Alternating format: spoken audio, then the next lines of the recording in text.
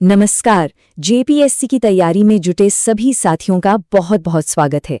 चलिए आज मिलकर झारखंड की दुनिया में चलते हैं और जंगलों की भूमि से लेकर भारत का 28वां राज्य बनने तक के इसके पूरे सफर को, इसकी पहचान को और इसके शानदार इतिहास को एक एक करके समझते हैं।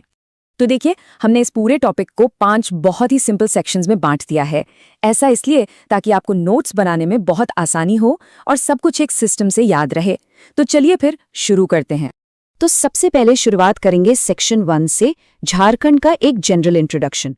यहाँ हम वो बेसिक फैक्ट्स कवर करेंगे जो आप जानते ही हैं, हर स्टूडेंट को बिल्कुल अपनी उंगलियों पर याद होने चाहिए, क्योंकि एग्जाम में ये सवाल सीधे सीधे पूछ लिए जाते हैं। ओके, तो स्क्रीन पर देखिए, ये जो डिटेल्स है ना, ये सबसे ज्यादा जरूरी है। झारखंड का गठन कब हुआ?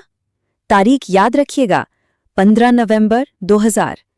इस दिन ये बना भारत का 28वां राज्य। और इसकी राजधानी? हाँ, बिल्कुल सही, रांची। ये दोनों फैक्ट्स एग्जाम के लिए मोस्ट इंपॉर्टेंट है। अब बात करते हैं झारखंड के सिंबल्स की। इसका जो स्टेट एम्बलम है, यानी राज्य चिन्ह, उसमें हर चीज का एक मतलब है। देखिए, जो हरा रंग है वो यहाँ के घने जंगलों को दिखाता है ना, जंगलों की भूमि। जो 24 हाथी हैं वो स्टेट की समृद्धि के प्रतीक हैं, और 24 पलाश के फूल वहां की नेचुरल ब्यूटी को। तो 2 चीजें बिल्कुल याद कर लीजिए, राजकीय पशु हाथी और राजकीय पुष्प पलाश। सिंपल। चलिए अब आगे बढ़ते हैं अपने अगले सेक्शन पर, सेक्शन 2। यहां हम बात करेंगे डेमोग्राफिक्स और सोशल स्ट्रक्चर की।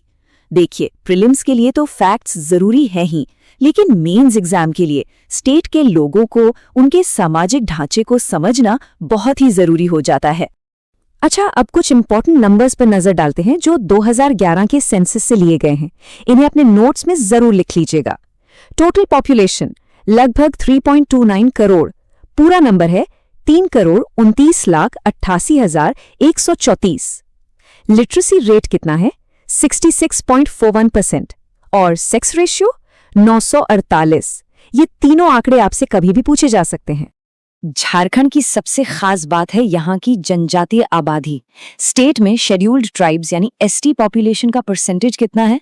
यह 26.2%। काफी ज्यादा है ना। और एक सवाल जो बार बार आता है, सबसे ज्यादा एसटी पॉपुलेशन वाला जिला कौन सा है? तो याद रखिएगा, वो है रांची। तो अब ये नंबर बिल्कुल अपने दिमाग में बैठा लीजिए। झारखंड में कुल कितनी मान्यता प्राप्त अनुसूचित जनजातियां हैं? जवाब है 32 यानी 32।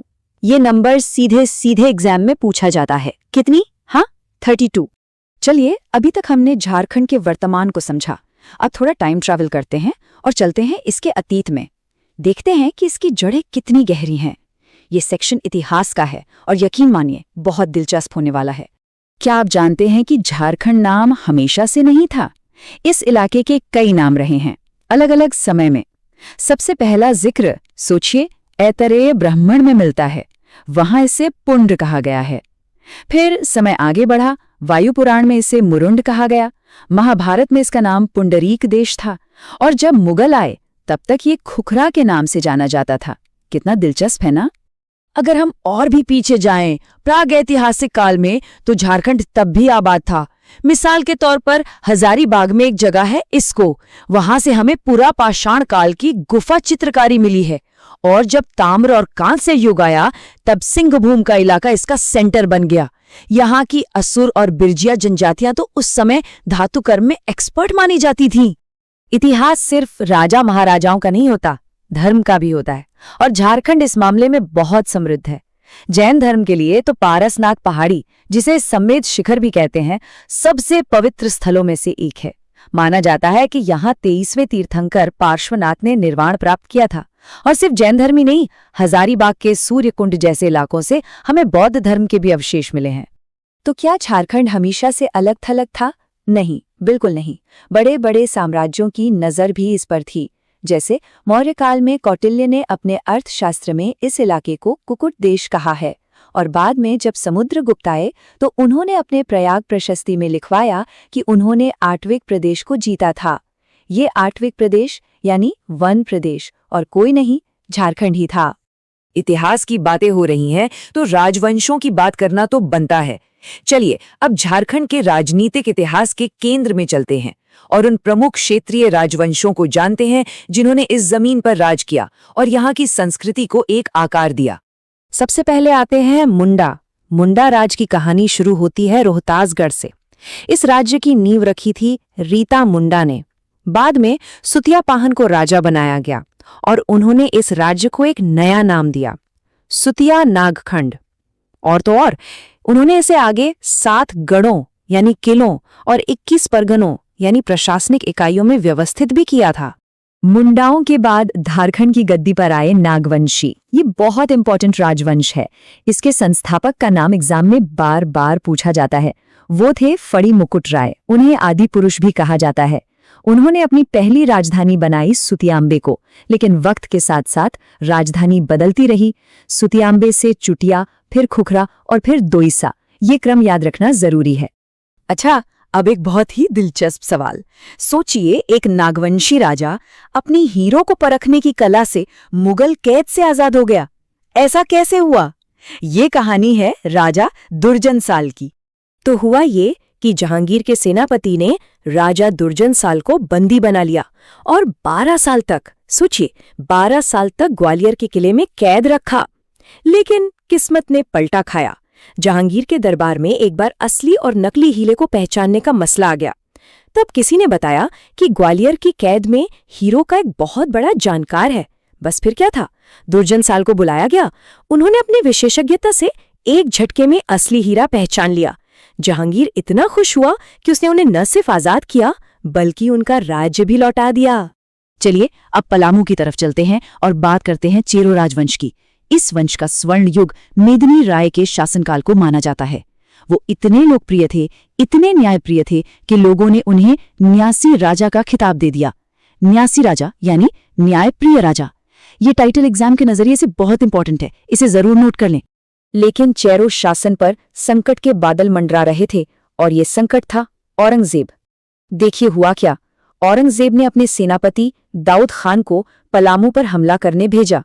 दाऊद खान ने कुंडा किले पर कब्जा कर लिया, जिसकी वजह से मेदिनी राय को वहां से भागकर सरगुजा में शरण लेनी पड़ी और इसके बाद पलामू के किलों पर मुगलों का अधिकार हो गया। इनके अलावा 2 और क्षेत्रीय शक्तियों को हमें नहीं भूलना चाहिए। पहला सिंहभूम का सिंह वंश और दूसरा रामगढ़ राज्य। इनमें से मैच द फॉलोइंग जैसे सवाल बन सकते हैं, तो बस संस्थापकों के नाम याद रखिएगा। सिंह वंश के संस्थापक काशीनाथ सिंह और रामगढ़ राज्य के संस्थापक बागदेव सिंह। सिंपल। तो इसके साथ हम आ गए हैं अपने फाइनल सेक्शन पर। यहां हम क्या करेंगे, एक क्विक रिवीजन। जो भी हमने पढ़ा है उसको फटाफट रिवाइज करेंगे और फिर कुछ अभ्यास प्रश्नों से अपने ज्ञान को टेस्ट करेंगे। तैयार है? चलिए मेरे साथ साथ इन फैक्ट्स को मन में दोहराइए। गठन तिथि 15 नवंबर 2000। राज्य पशु हाथी। सबसे पहला साहित्यिक उल्लेख ऐत्रेय ब्राह्मण में पुंड्र नाम से। नागवंशी वंश के संस्थापक फणी मुकुट राय। चेरो वंश के न्यायप्रिय राजा मेदिनी राय। और कुल मान्यता प्राप्त जनजातियां? बिल्कुल सही, 32। बहुत बढ़िया। चलिए अब टाइम है एक छोटे से टेस्ट का। पहला सवाल स्क्रीन पर है। झारखंड भारत का 28वां राज्य बनने के लिए किस राज्य से अलग हुआ था? थोड़ा सोचिए। ऑप्शंस हैं ओडिशा, पश्चिम बंगाल, बिहार या छत्तीसगढ़। और सही जवाब है ऑप्शन सी, बिहार। अब दूसरा सवाल, झारखंड में मुंडा राज का संस्थापक कौन था? मद्रा मुंडा, सूतिया पाहन, फणी मुकुट राय या रीता मुंडा? और इसका करेक्ट आंसर है ऑप्शन डी, रीता मुंडा। तो मुझे उम्मीद है कि इस पूरी चर्चा से आपकी तैयारी को एक अच्छा बूस्ट मिला होगा। आपकी परीक्षा के लिए ढेर सारी शुभकामनाएं। धन्यवाद।